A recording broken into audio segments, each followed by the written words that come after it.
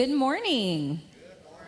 My name is Jay Andrus, and I am the interim coordinator at our bar church at 425. So I'm going to go over a few announcements with you. If you did get a bulletin at the door, that's going to give you a rundown of what's going on in the church currently.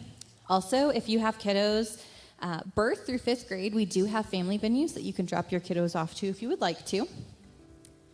So the first thing we wanted to let you guys be aware of is that we do have an updated Venues Church Council. We have 12 men and women with a staggered 3-year term. It's very similar to a board of directors, but it's more visionary and not operational. So if you could give our folks a round of applause, we really appreciate them. Right now, we are in a series at Bar Church, a new family throwing open the doors of the sanctuary. This is running 6 weeks. We would love to have you come down, connect with us, chat about what's going on, kind of our lived experiences, and you can find us at 425 Walnut at 6:30 on Thursdays. And if you are looking for a way to get more involved and kind of learn about who we are going to have our next level class, and we're going to have our Venues Value class. We do have childcare provided during those classes.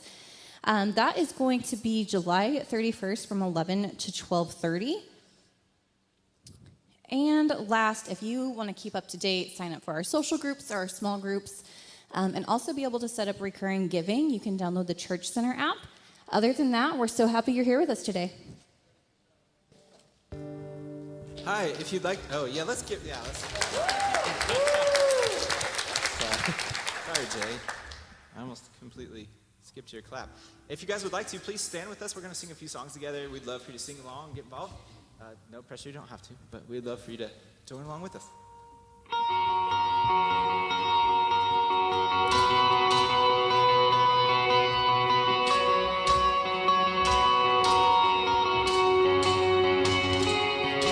Your love is the radiant diamonds that bursting inside us we cannot contain.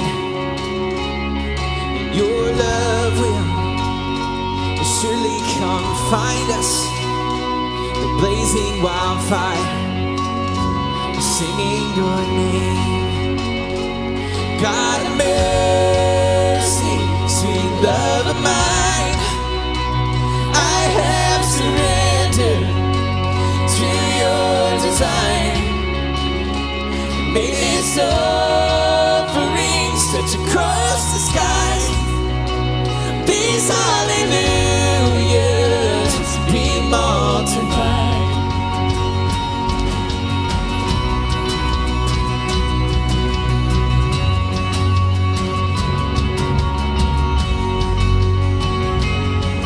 Your love is like radiant diamonds that bursting inside us we cannot contain. Your love will surely come find us, the blazing wildfire, singing your name.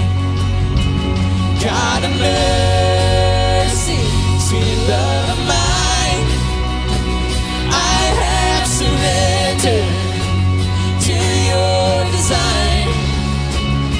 And may this offering stretch across the skies. These hallelujahs be multiplied.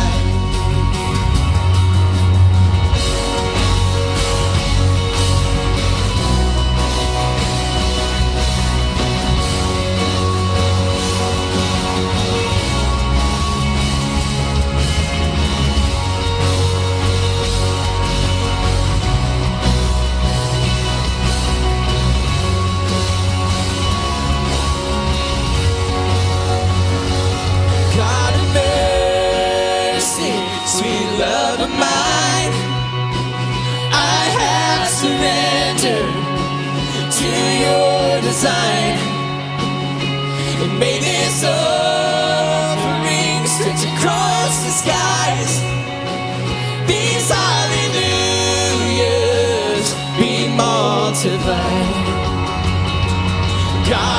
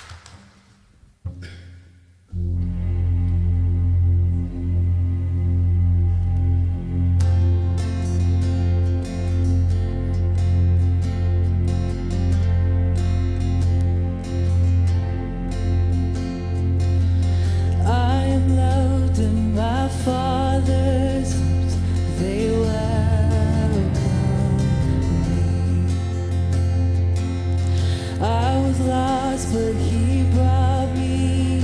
Oh, his love for me.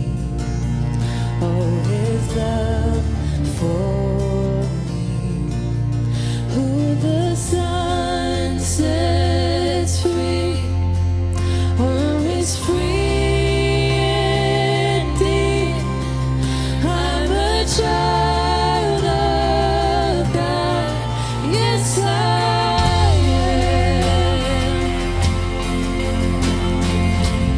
free at last. I can just be his love runs deep. There's no shame, I will shout and sing of his love for me, of his love for me.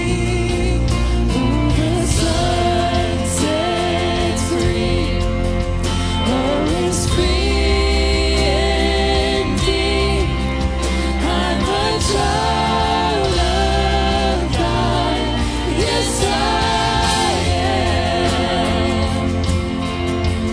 In my Father's house, there's a place for me. I'm a child of God. Yes, I am. I am chosen, not forsaken.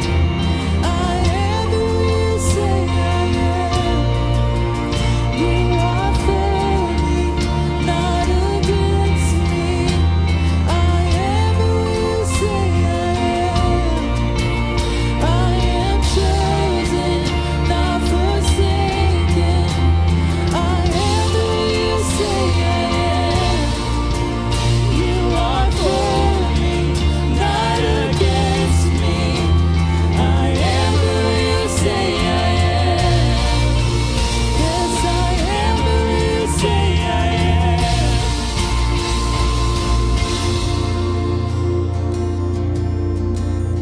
Oh, it's free indeed. I'm a child of God.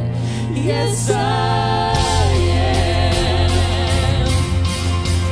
In my Father's house, there's a place for me. I'm a child of God. Yes, I am. In my Father's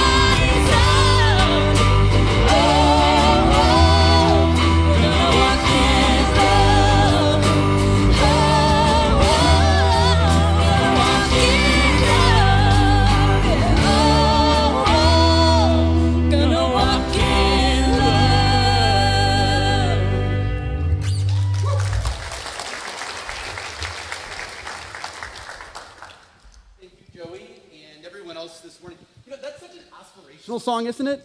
To like describe ourselves, like what we want to do. Because, honestly, I don't know anyone who is at their best when life is the most frustrating, right? I mean, when things don't go the way we have planned, there's a reason, by the way, why no one ever uses their driver's license photo as their social media profile pic, right? Because none of us look our best after standing in line for 2 hours. But sometimes it's in those spaces and in those frustrations where sometimes we learn the most about ourselves and about others. And today, this morning, while we take up our gifts and offerings that you may have chosen to bring with you, the band is going to do a song that was written at a time when the writer wasn't at their best, right? It was at a time when everything was just frustrating.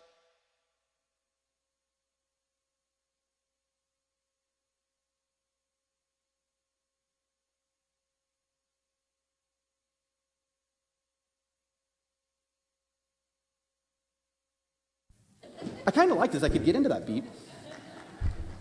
Billy Joe Armstrong, I told you it was Green Day, didn't I? His long-term girlfriend, who he was so enamored with, he even had her name tattooed on his arm, decided to break up with him and move to Ecuador. So Billy Joe, the lead singer of Green Day, could have been expected to have written some punk rock song expressing just how awful she was. But instead, he wrote a ballad. A ballad that would be so misunderstood that Green Day refused to have it on their first 2 albums after he wrote it. And once it finally made it there, a lot of Green Day fans decided to return their CDs. By the way, if you're under 20 and don't know what a CD is, there are several who could explain that later. In this song called Good Riddance, that many of us know by the subtitle, Time of Your Life, Billy Joe shares a wide range of emotions that we may have when things don't go our way. Frustration about the things that never are going to happen, about the memories that you don't get to have, anger at her for leaving. But ultimately, the way that he leaves it is by saying it this way.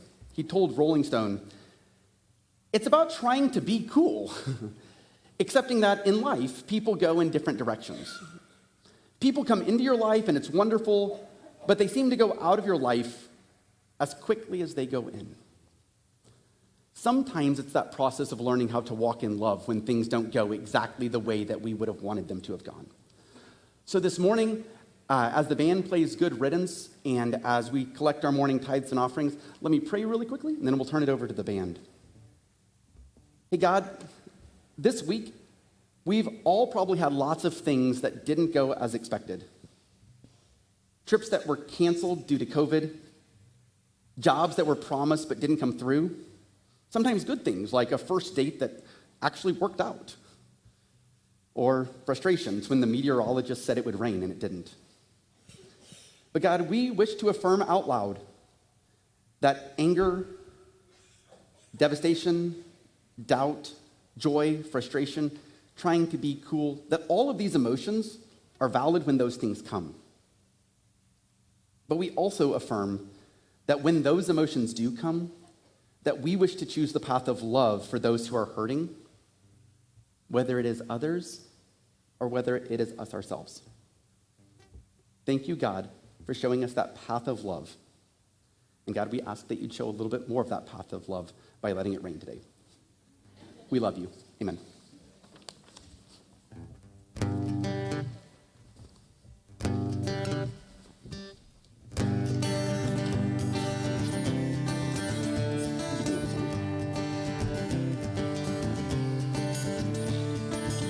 Another turning point, a fork stuck in the road. Time grabs you by the wrist, directs you where to go.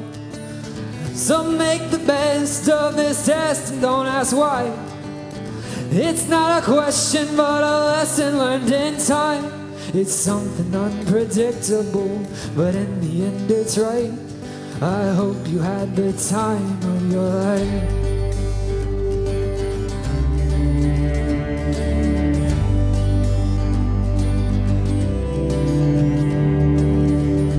take the photographs and still frames in your mind. Hang them on a shelf in good health and good time.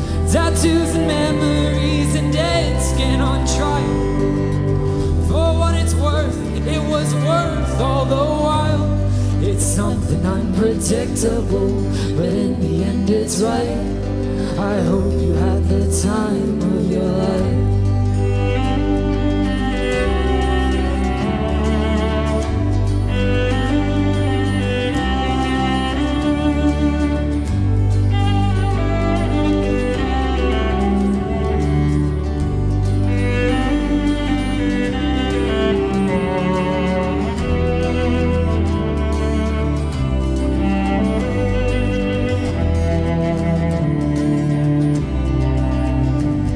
It's something unpredictable, but in the end it's right.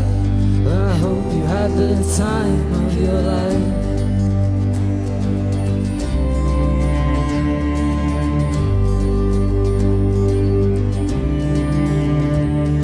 It's something unpredictable, but in the end it's right. I hope you had the time of your life.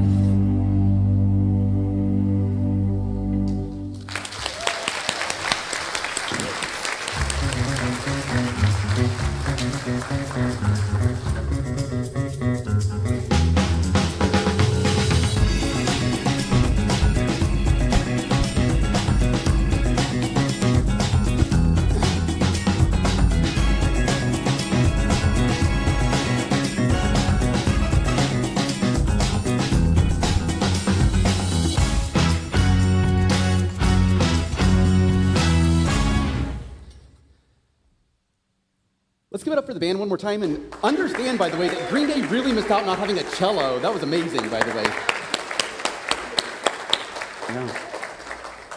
Yeah. Good morning, friends. For those of you who don't know me, let me start off by just introducing myself. My name is Chris Roberts, and I work with the students here at the venues most of the time. And I also teach at a local high school where I'm a teacher and a debate coach. And one of the things that working with students all of the time teaches me very deeply is just how uncool I am. Let me give you an example from just a couple of weeks ago, right before school was getting ready to release. The debate team that I coach was getting ready to go to nationals, and one of my students asked if they could go talk to my assistant coach to do some work on a specific piece that they were going to be performing. Now, my assistant coach was unavailable that day. They were out of town. And so they said, "Hey, Mr. Roberts, is it okay if we go see her?" And I said, "Unfortunately, she's not available today. She's out of pocket at the moment." Now, for those of you like myself who are over 40, let me explain what people who are under 20 find really cringy about that. You see, in my world, out of pocket means they're out of town. They're just not available. But for a lot of people who are under 20, the phrase out of pocket means they've gone crazy. They are off their rocker. So let me just officially say that today, Philip is out of town. He is not out of pocket, or at least that's the official venue's position. But over the last several weeks, as Philip has been teaching about summer vacation, there have been a lot of discussions about the ways that we maybe perceive different vacations and the different ways that we walk through those different processes. And so it got me to thinking about the fact that when we do go on vacation, a lot of times we have different perceptions of the ways that other people go, or different perceptions of the ways that they're having a good time or that we are feeling like we're missing out on this. But it's not just summer vacations, right? We have different perceptions a lot of times about things that don't seem to matter much. I mean, every 3 or 4 months, something comes up on the internet, and there becomes a big debate around it, right? Like, for example, we can all remember is the dress gold and white, or is it black and blue, right? Or if we remember the audible one of, Is it Laurel or Yanni? And you know, those types of slight misunderstandings don't really matter, right? They're kind of fun little discussions to have that even Google can't figure out the actual answer to. And sometimes there's even this process called the Mandela effect, where we seem to misremember things and have arguments about those over an adult beverage or a cup of coffee, right? For example, did Curious George have a tail? How many of you are confident that he did? Raise your hand. A couple of y'all? Yeah. How many of you are confident that he did not? How many of you have no idea whatsoever? Fair enough. And you know, this is great fodder for a quick discussion over lunch. Did Curious George really have a tail? Well, you could Google it, but rather than having you do that right this second, I'll go ahead and tell you the answer is he did not have a tail at all. But somehow or another, we misremember that. And sometimes those differences, they're so small, you know, it doesn't really matter. It's not something to end a friendship over. It's nothing to really get angry about. It's just a minor difference about the way that, you know, we seem to remember something. But sometimes the differences that we have are so gigantic that they do make a big difference to us, right? Sometimes they make a big difference in the way that we perceive ourselves. Sometimes they make a big difference in the way that we perceive other people around us. So this morning, I want to spend just a few minutes talking about the ways that we perceive ourselves and others based on the pictures that we show the world of ourselves. The pictures that sometimes we show of our vacations when they're spectacular, and sometimes the pictures that we choose not to show because sometimes they aren't as flattering as maybe we'd like. And maybe figure out if there's a way, maybe there's a way in between those. A way where we can be honest, where we can walk in love through the process, and where we can actually live together affirming each other. You know, there's a story in the Christian Bible that we're going to spend some time looking at this morning. And it's a picture that I think might be very helpful to look at, but not just because of what was being said, but by both the person who took the picture and the people who were in the picture at the time. And my guess is that you might find yourself in bits and pieces in each one of those places this morning. The basic story is this, and it's a story that you may have heard bits and pieces of in the past. It's the story about what happened just after the death of Jesus, okay? And it's honestly, if you were alive at that time, it would have been a pretty terrible few days if you were a follower of the truth, if you were a follower of the way, if you were a follower of Jesus. It's been a terrible day because they don't have the 2,000 years of history that we do, to where Easter is often a big celebration for us. I think there's something to be said about the ways that they felt at that time, the ways that we feel today when other people are celebrating, and sometimes it's hard for us when other people celebrate. You know, it might be the story for a lot of us of COVID of the last couple of years, when we see our coworkers doing wonderful things and they can't happen for us. And the hope is that sometime down the line, we can look back at this time and find positives, but during the time, it just sucks. We're going to start looking at the story. It's in John chapter 20. We're going to look at a couple of verses today. And I want you to think about the perception, the way that that story plays out. It starts in John chapter 20, verse 19, and it says this: "On the evening of that first day of the week, when the disciples were together with the doors locked for fears of the Jewish leaders," and actually, I'm going to stop right there for just a second.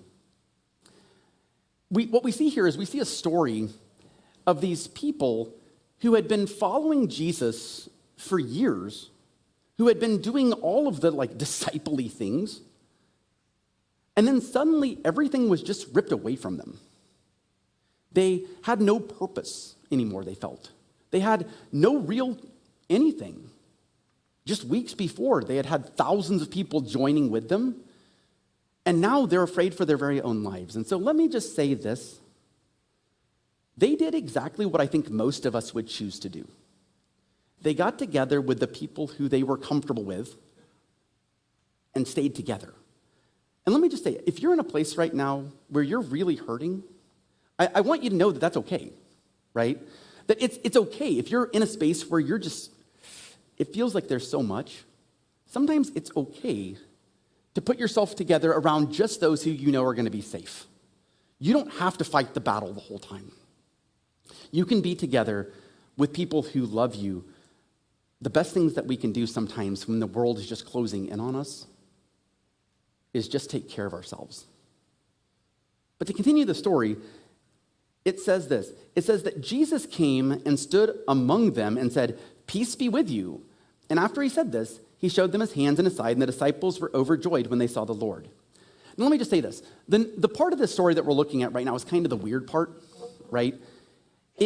It says that the doors were locked and that all of a sudden Jesus just shows up. And I'll be honest with you, nobody knows how this happened, right? We don't know if he went all like David Blaine on them or if he was just like hiding behind a curtain and was like, peekaboo. We don't understand how that happened at all, or if it was even a collective hallucination. We have no idea. The Bible is very unclear about how that happened. But maybe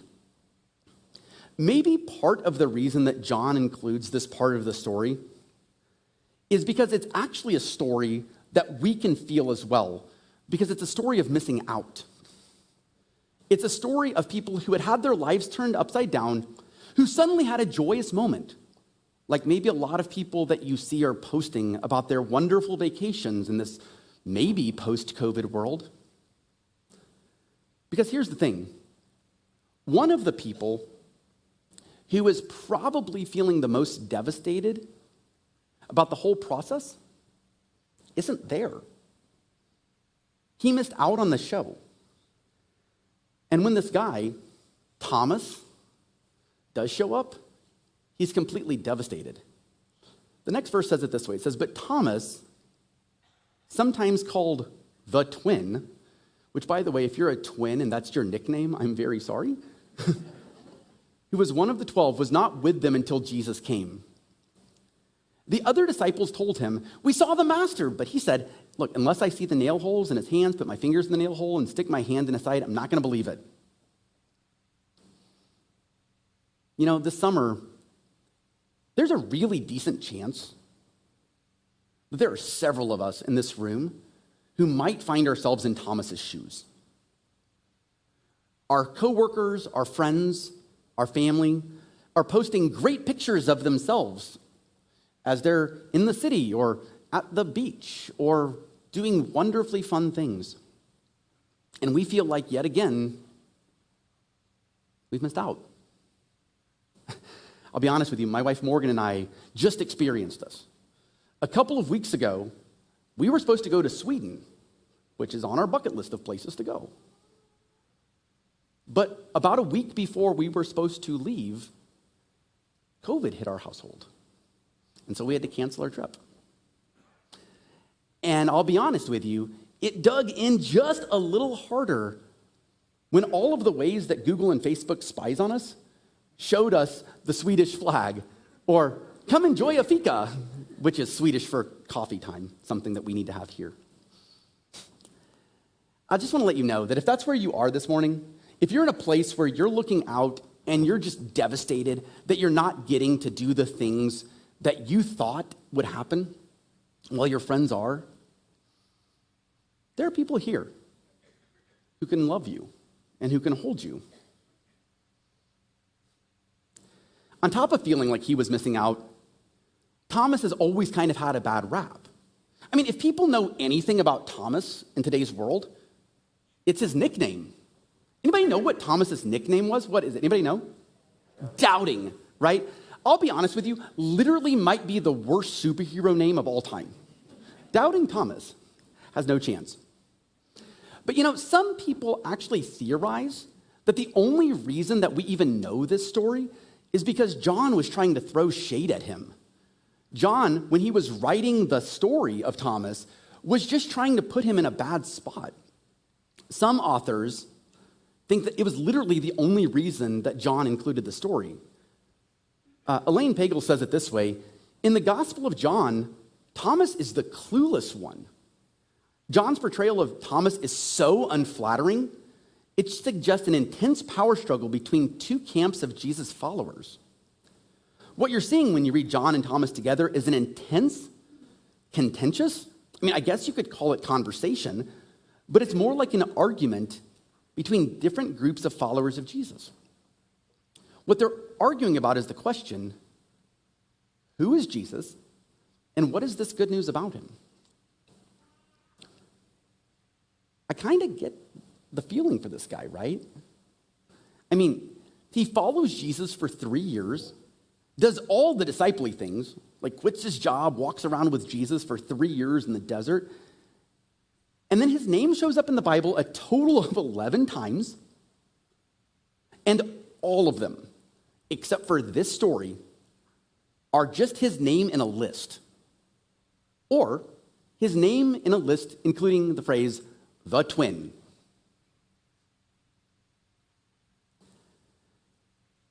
But maybe let me look at a different picture of this, right? We can feel ourselves in Thomas sometimes, the person who's missing out on it. But I think there's a different way to look at this picture. And maybe it's the place that feels, for me, like the place that I feel the most often. Because the story for me is often not that I'm Thomas, not that I'm the one who's missing out. But if I'm going to be really honest with you, I feel like a lot of the times I'm John. I'm the one who sees people stuck in their ways, in ways that I don't think anymore, and I just can't figure out for the life of me why they can't see what I see. I can't figure out for the life of me why the bell that's been rung that can't be unrung in my belief system hasn't been rung in their world. One of the stories that we hear here a lot at the venues, especially for people who have been here a while, and especially if you grew up like I did in a very Southern Baptist or evangelical home, is that we might look at the people who still are in the same space and not understand how they're still stuck in some of the same dogma, still stuck in some of the rules and regulations, still not doing some of the things that we feel like, look how far advanced that I am. Sometimes we beat ourselves up about that as well. We think things like, how could I have believed X or Y? How dare I have taught my students or my children about blank? And it's very easy to create these cycles when we take on the role of John, either for ourselves or for others. And we start to beat them up.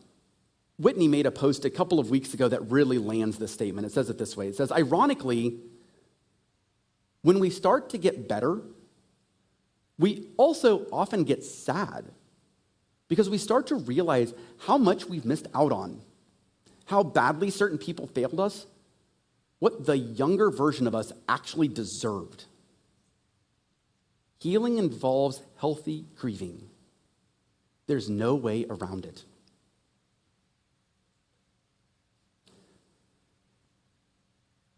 Let me offer a slightly different perspective on this as well, though. And it's not the right or wrong one, it's just where I am now.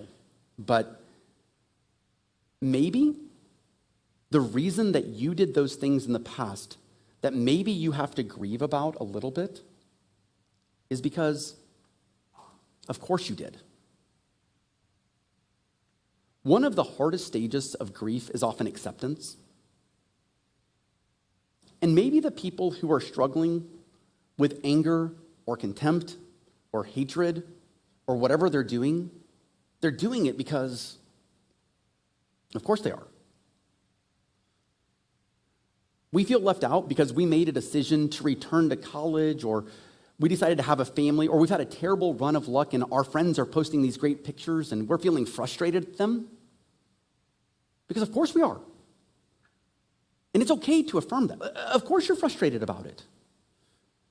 You know, maybe your family or your friends, or maybe yourself, you see them in memories on the social media, and you just don't understand how they could believe conspiracies or incite violence, or they don't help the hungry, or they use gendered language, or they choose exclusion instead of inclusion. Because of course they do, right? Because of course they do. Because that's where they are. It doesn't excuse it. But I think that when we can see ourselves in both roles, both Thomas, who is missing out sometimes, and John, who is using the story to cast shade on those who just aren't there yet, maybe we can see areas where we don't love well enough. Because of course we don't. One thing I know about pictures a lot of the time is that when I'm not focusing on love, I find myself either being Thomas or John. I find myself as Thomas being the one who's missing out, and I feel like I'm John looking at the photos of others or for myself from like 10 years ago or 10 minutes ago and wondering why they aren't as fill in the blank. Aware, educated, woke, loving, as I perceive myself to be. But maybe, and this is kind of where I want to land today, maybe there's a third way, a way that isn't missing out and isn't just judgmental, but maybe there's a path of love. Here's the end of the story. 8 days later, they gathered again behind locked doors and Jesus reappeared. That time, Thomas was with them. And Jesus said, "May each one of you be at peace." And he drew close to Thomas. There's one other picture that I want to show you in this story.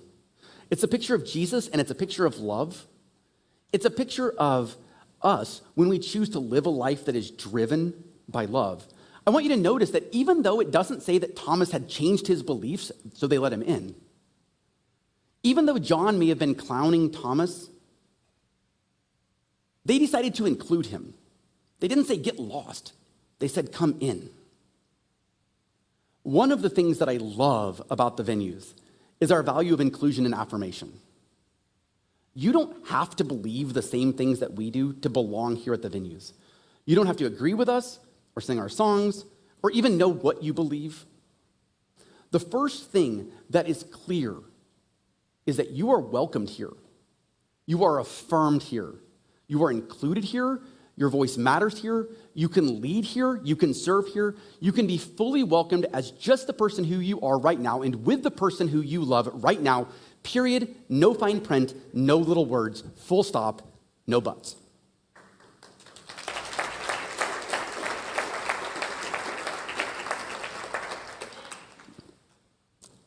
And maybe it's beyond just mental acceptance.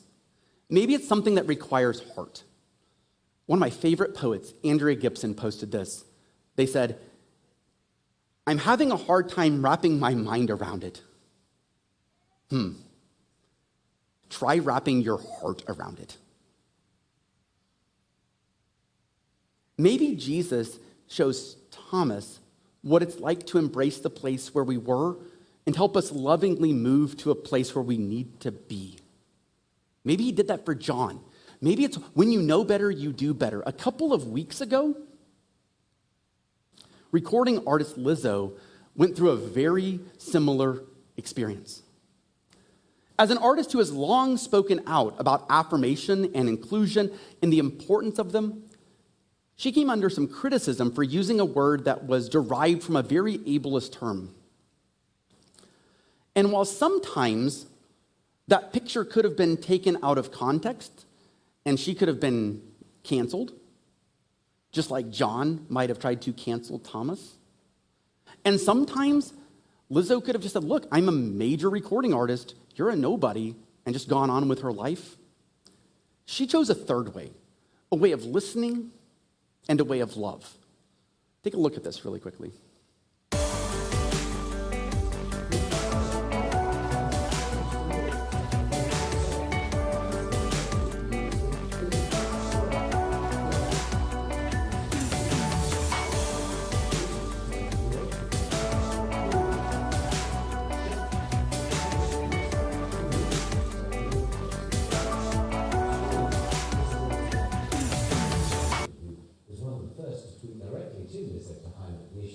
rispetto a sé.